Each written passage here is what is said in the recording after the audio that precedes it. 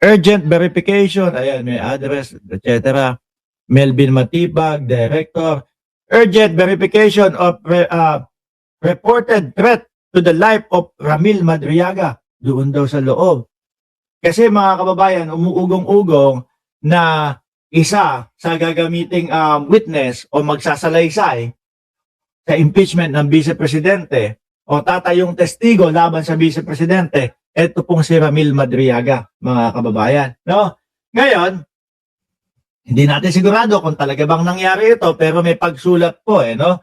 Attorney Melvin Matibag, National NBI. Dear Director Matibag, good day. We respectfully bring to your attention a report received yesterday concerning a threat to the life of our client, Ramil Madriaga. Ipapayari, ganon.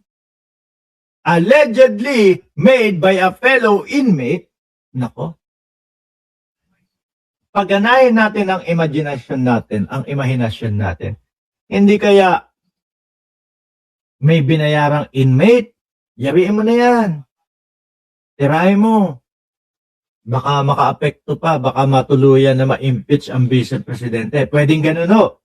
No, example, dapat ganito si Suntay dapat Kapag ka magkakaroon siya ng imahinasyon, sasabihin niya, example lang po, gamitin lang natin yung imahinasyon natin.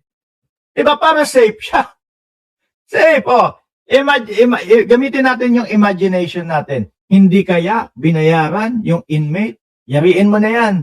Kasi titestigo yan doon sa impeachment ni Sara Duterte. Maaari, posibleng ganun, ano? Sabi ni Alonly TV, nagbabalak idedo ni Sara Madriaga. Totoo, sinasabi lahat ng bagman niya. Sabi ni Alonly TV. We respectfully bring to your attention a report received yesterday concerning a threat to the life of our client, Ramil Madriaga, allegedly made by a fellow inmate. We understand that the threat was thwarted. However, we are currently verifying the full details and circumstances surrounding the incident. Given the seriousness of the matter, we urgently request the assistance of your office confirming the existence and nature of the reported threat, the identity of the inmate involved, and any investigative or protective measure undertaken. We would greatly appreciate your prompt verification and guidance. Naku kailangan malaman, makita, matingnan